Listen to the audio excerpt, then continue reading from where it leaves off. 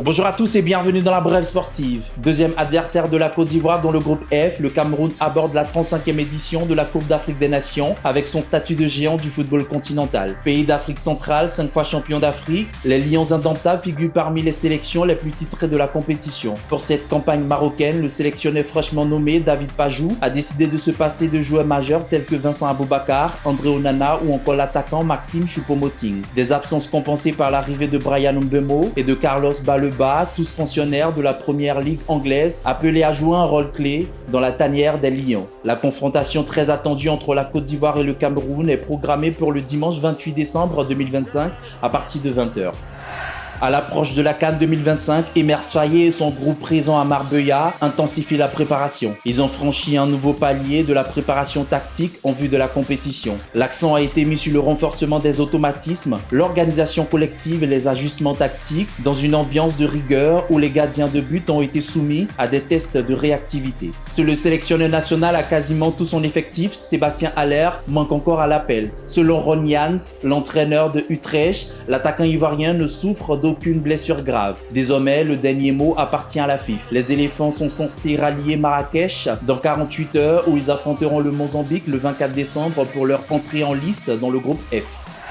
La Fédération internationale de football va distribuer environ 403 milliards de francs CFA aux 48 équipes qui disputeront le mondial 2026 aux États-Unis, au Canada et au Mexique. Elle évoque une augmentation de 50% par rapport au mondial 2022 au Qatar, qui correspond aux 50% d'augmentation des équipes participantes de 32 à 48. Si chacune d'entre elles recevra plus de 800 millions de francs CFA pour couvrir les frais de préparation, l'essentiel de la somme allouée par la FIFA, soit plus de 360 milliards, est consacré aux primes. La Côte d'Ivoire se frotte déjà les mains. Avant même d'entamer son aventure américaine, elle est assurée d'avoir environ 5 milliards 800 millions de francs CFA.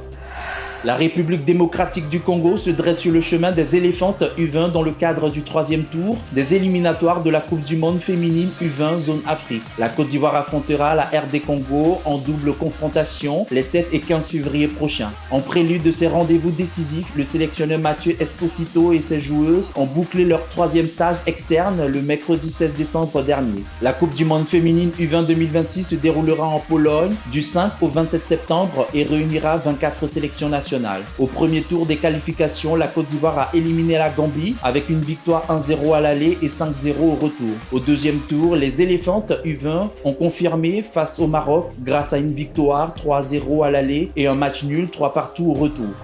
La Ligue professionnelle de football organise une rencontre bilan à mi-parcours de la saison 2025-2026 avec les clubs de Ligue 1, le Nassi et Ligue 2 ce vendredi 19 décembre 2025. À l'issue des deux réunions, Salif Bictogo, président de la Ligue professionnelle, animera un point de presse pour indiquer les chiffres clés de la première partie de la saison. Pour la suite, Salif Bictogo dévoilera les grandes lignes de la phase retour des championnats. La reprise sera certainement fixée à l'issue de la CAN 2025 au Maroc où la Côte d'Ivoire est engagée.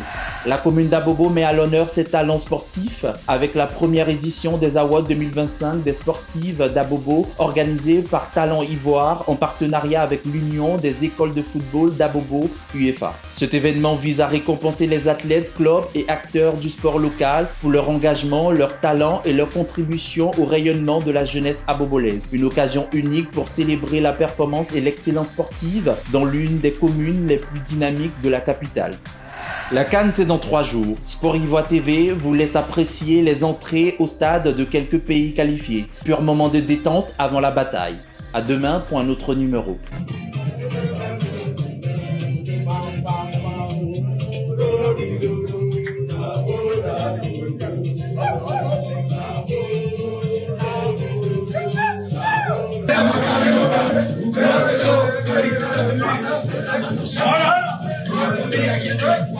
Estado mayor, Estado mayor, Estado mayor.